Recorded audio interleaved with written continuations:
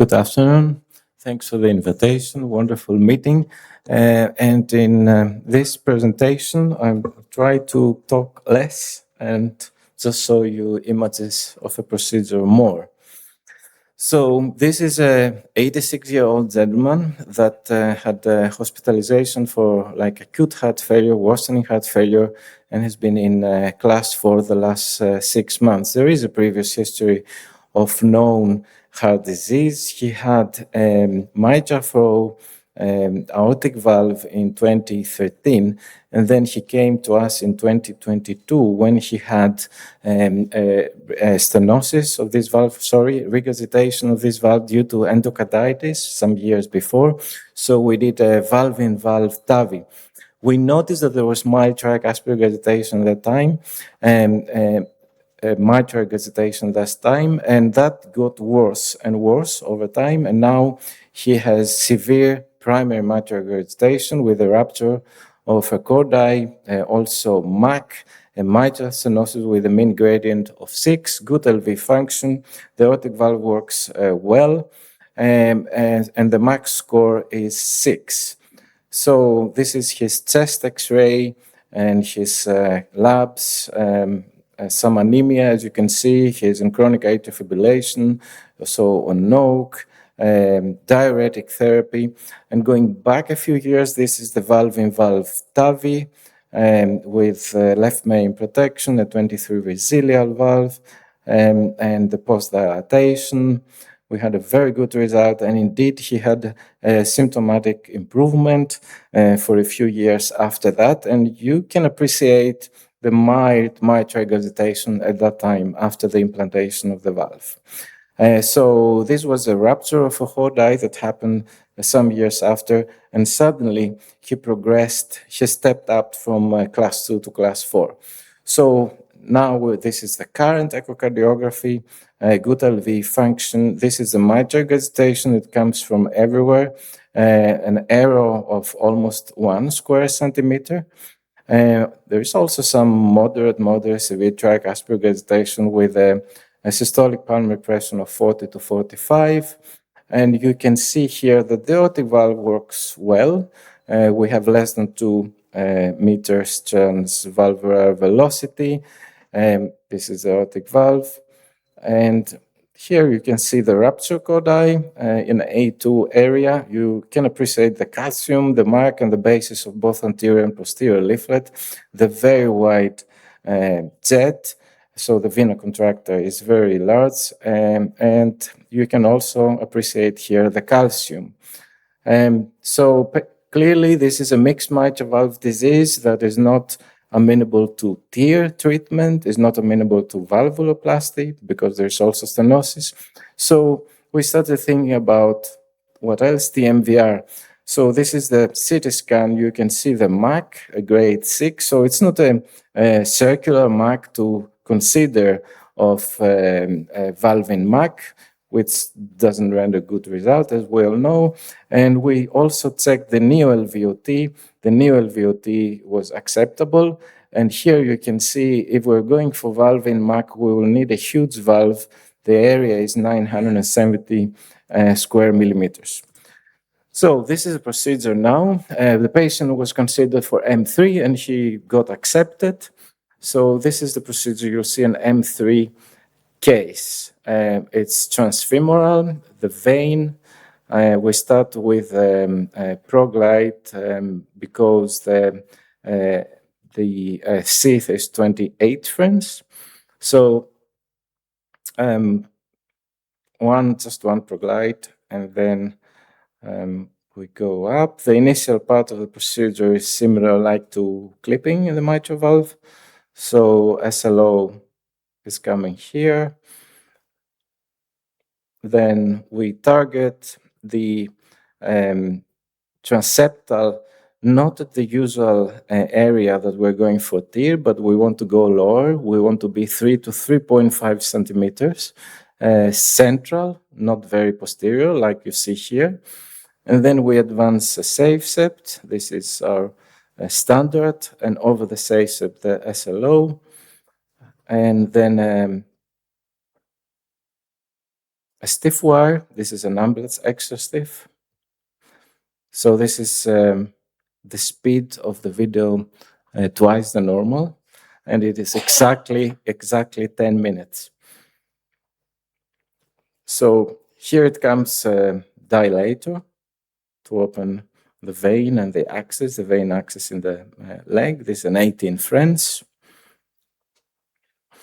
And this is the guide sheath of the M3. As you all remember, this procedure comes in 2 steps. First, we have the dock, and then we have the valve. So this is the initial sheath. It's a bit larger than what you're used with MitraClip or Pascal, a few French more, 28 instead of 22 or 23. So, but otherwise it's exactly the same. It has a flex like the Pascal. So we go into the left atrium and we give a little of flex. So you see on the echo up there,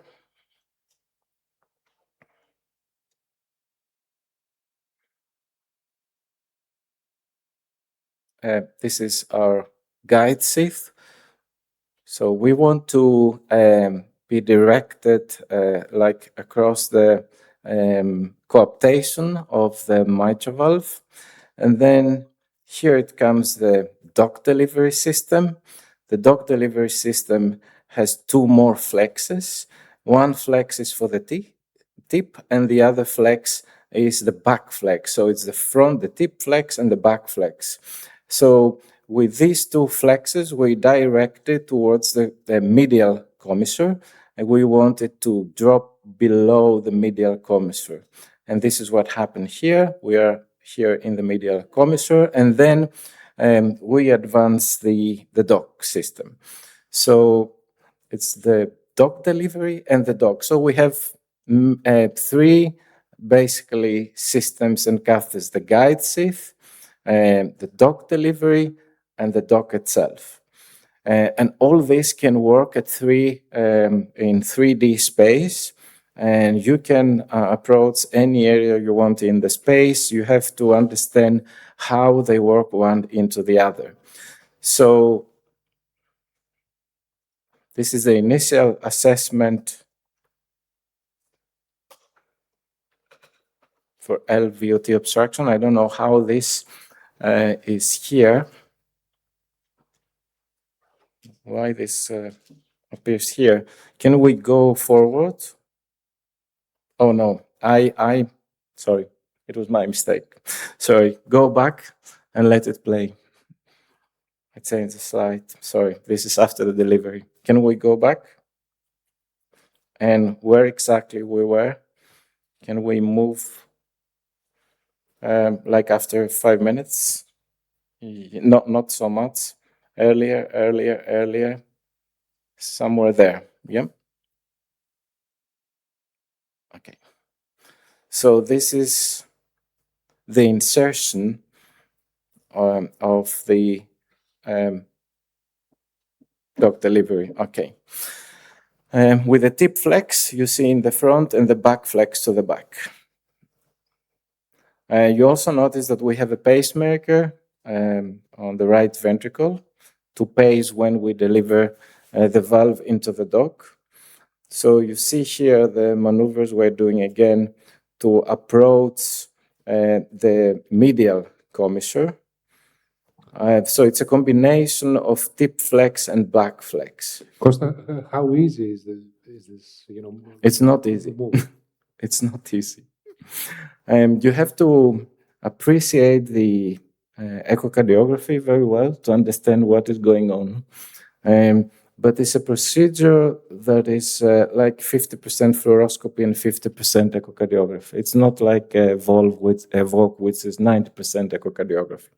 So here we use 2 projections to get our dock outside of the dock delivery catheter. And the first turn is the most important because you start from going from posterior and medially behind the valve, and then the posterior leaflet, and then you have to capture the anterior leaflet instead of going into the aorta. this is the most important part. So here you see how we have to check how we advance very slowly. So here we had a problem with some calcium in the posterior annulus. So we had to do some quite advanced maneuvers, even for the technicals from the Edwards company that were with us, to try to make the dock smaller. We have to pull the sheath back. As you can see, there is a plastic hydrophilic sheath. And when you pull this back, then the dock becomes smaller, the curve. So by doing that, we're able to advance it the first turn, but you see here we're at the second turn, and we're still hitting that area in the posterior annulus with the calcium. We had this warning from before, but that was a difficult case. And then by doing the same maneuver, the same trick, pulling back the hydrophilic sheath, the curve of the tip of the dock became more steep, and we're able to go around for the second turn. And then the third turn. So it's the dock, it's 3 turns. So here you see on the other projection how it appears.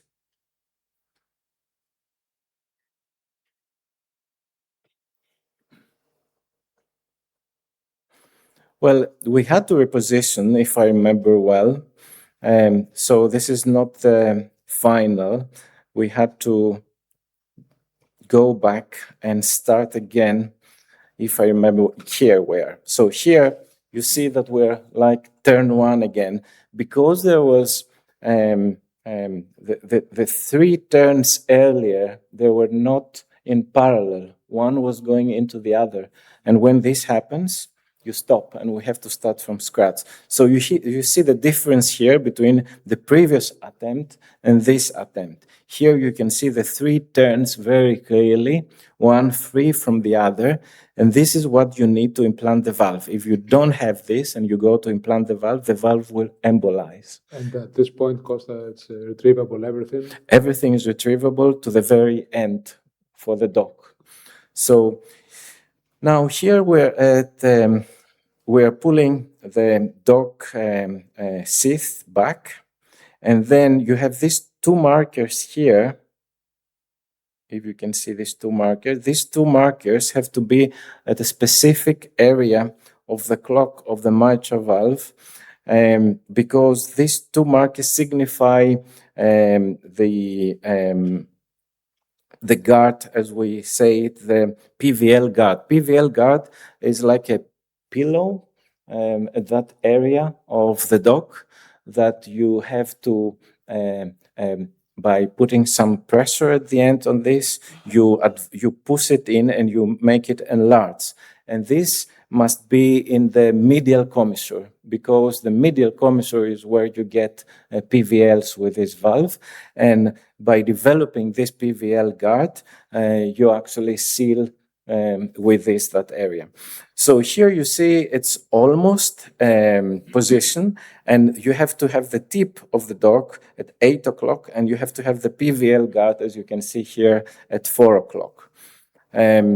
There is very little range in this how clock markers you can play with. So up to this moment, it's fully retrievable because it's connected with a suture still. So if something happens, you can pull it back.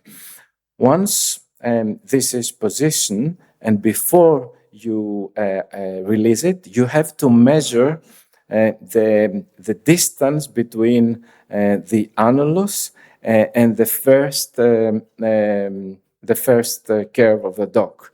And this has to be below 12 millimeters, because if the distance is more than 12 millimeters, then the dock is too deep into the ventricle, and if you go with the valve will end up too deep into the ventricle.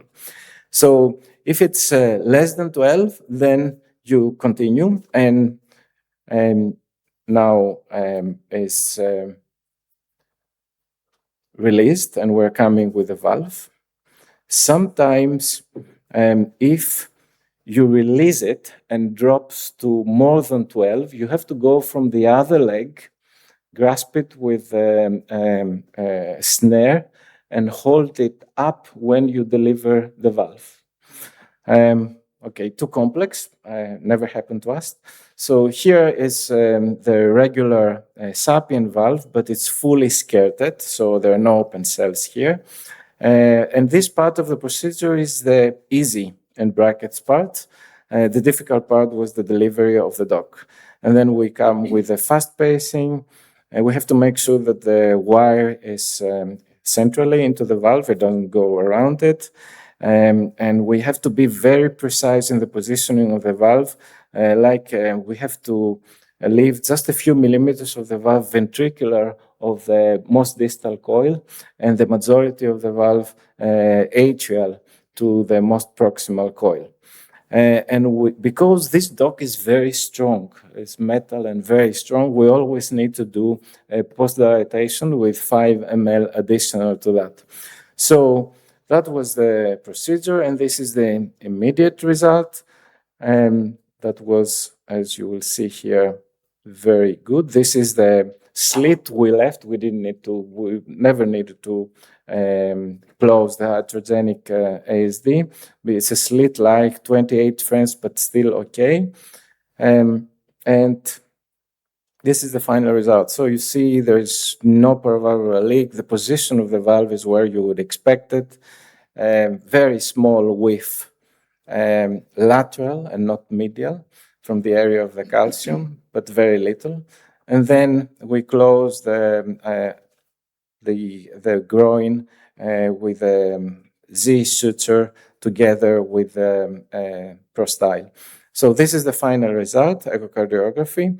You see we don't have LVOT obstruction, 2.5 meters velocity. This is the ASD, the slit-like ASD, with left to right only shunt. And this is how we started. The pressure in the left atrium was, as you can see here, extremely high. And this is what happened after the valve. It went down to normal. And this is a pre-discharge echo. You see the position of the valve, the movement, no gradient, just 2 millimeters of mercury. And this is the pre-discharge echo, a 3D. So this is a typical M3 procedure. Thank you.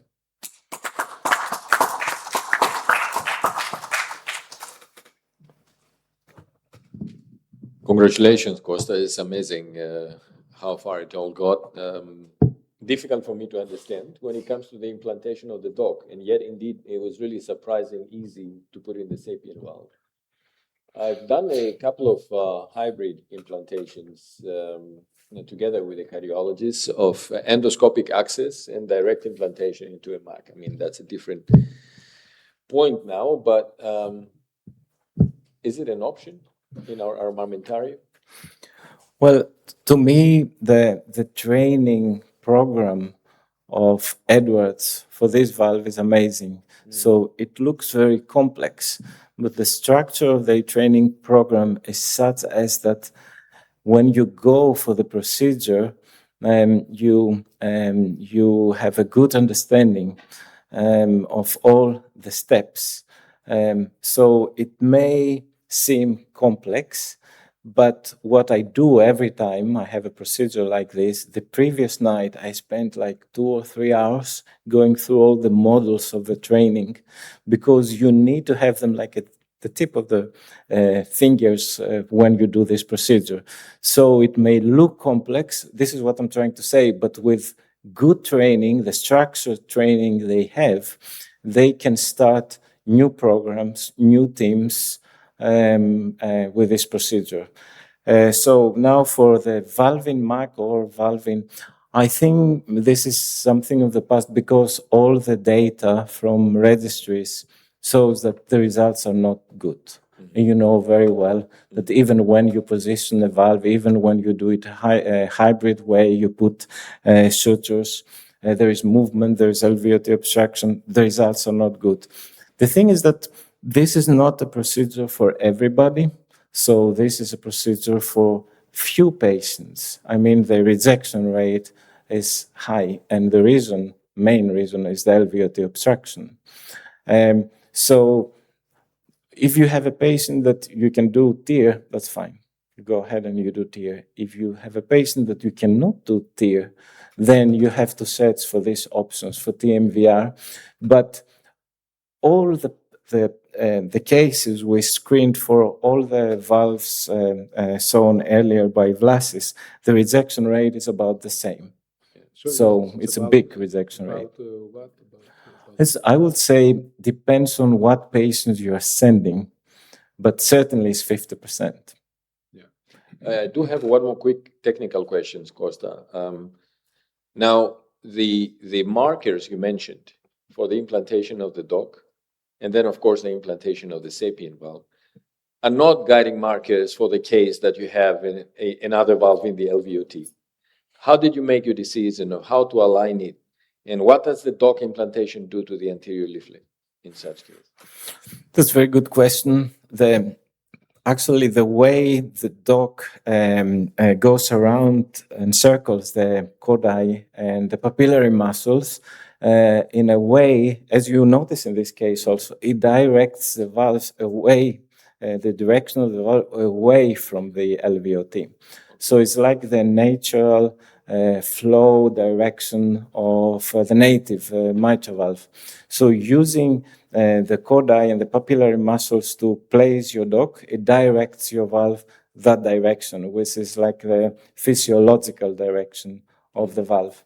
And this is something good. The only thing with this valve is you shouldn't go deep. That's why if your dock is more than 12 millimeters, so you have to take it back, or abandon the procedure, or go from the other leg, snare it, and hold it high when you implant the valve. Thank you. Okay, that would be interesting. Okay, so one final question. So patient is on anticoagulants, right? So yeah, for how long? Forever? Or? Yes. That's an interesting question, because this area is very thrombogenic. It's left atrium, so low pressure system, and you put a valve with a cage there. So all the valve is covered with a skirt. So you need anticoagulation, aggressive anticoagulation, especially for the first few months. Most of these patients, like this patient, have atrial fibrillation, so they are on anticoagulation anyway. So we add aspirin to whatever anticoagulation they get for like 6 months. Good. Thank you. Thanks. So we finished.